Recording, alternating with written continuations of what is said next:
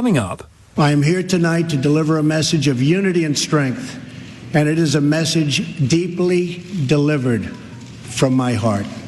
talking of exciting, for the insomniacs and hardcore political junkies among you, going to want to have LBC playing at about 2 o'clock this morning to hear President Trump's address to Congress. Simon Marks will be there for it, sleeping cap in hand, LBC's Washington correspondent. What's the president going to say, Simon? Can we even ask that question again? I don't know. Well, I think we're going to be hearing, Tom, all about the new golden age for the United States that he will argue that his presidency has ushered in.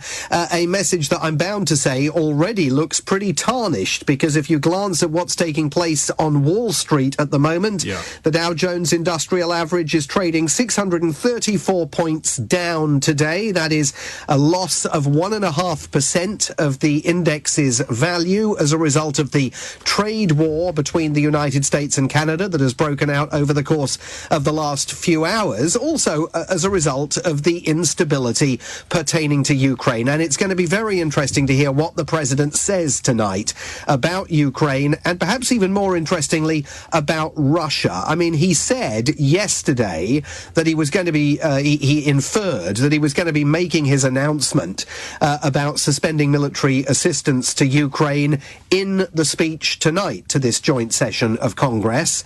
In the event, it was leaked last night by senior administration officials, clearly on Donald Trump's orders. What more has he got up his sleeve, and to what extent is he going to take any steps in this speech to assuage the concerns of European leaders, including Sir Keir Starmer, that the United States is now sailing into Vladimir Putin's orbit? Is he going to do anything to push back on that notion or simply underscore it?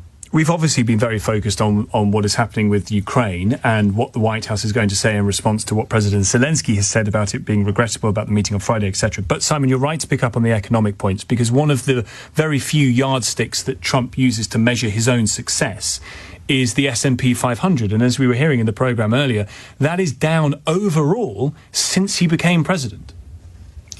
Yes, all the benefit of his election on the markets has now been reversed completely as a result of the trade war that's breaking out all over this country. There are Americans today who are checking the value of their 401k retirement accounts and finding that they've lost money over the course of the last few hours. I'm sure there will be many more people here who did what I did this morning and texted my other half and said, I don't know if the car needs filling up, but if it does, you should do it today.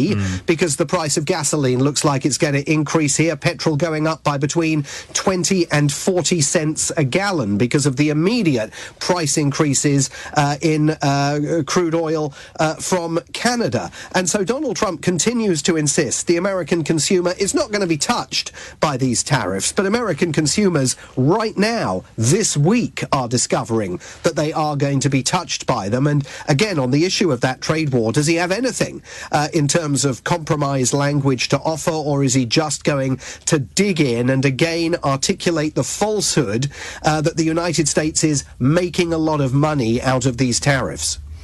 Simon, I have no doubt you'll have analysis for us on LBC as and when this speech takes place. Thank you very much indeed for coming on. Simon Marks, LBC's Washington correspondent.